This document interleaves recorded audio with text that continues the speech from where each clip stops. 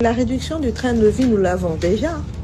Vous savez, moi, en tant que Première ministre, tous mes frais sont coupés de 30%.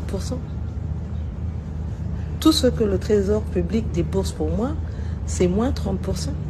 Et je ne suis pas la seule. Tous les autres ministres, tous les membres du gouvernement, à commencer par ainsi que le chef de l'État, nous sommes concernés par ça. Donc, c'est pas quelque chose qu'on lance juste comme ça, comme un slogan, c'est quelque chose qu'on applique.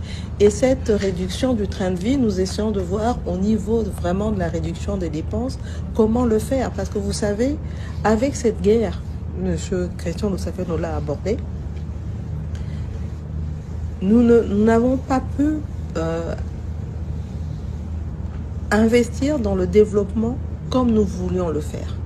Parce qu'il y a quand même toute une partie de nos recettes qui vont dans les aspects sécuritaires. Et donc, ça veut dire que nous devons aussi faire un arbitrage dans les différentes dépenses que nous avons, dans les différentes missions qui doivent être menées, particulièrement les missions à l'extérieur. Vous savez, il y a des ministres qui partent en mission parce que aussi le financement n'est pas nécessairement du trésor public. Les gens ne le savent pas nécessairement, on ne le crie pas nécessairement sur tous les toits.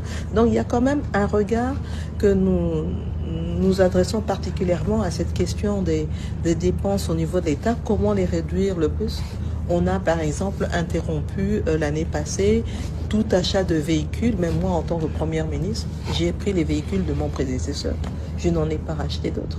Donc il y a quand même un certain nombre de dépenses qu'on a arrêtées compte tenu de la situation, et nous sommes en train de continuer à analyser la question et essayer de voir où est-ce que nous pouvons faire de coups pour gagner un peu plus d'argent qui pourra être alloué à autre chose. Mais comme je l'ai dit en début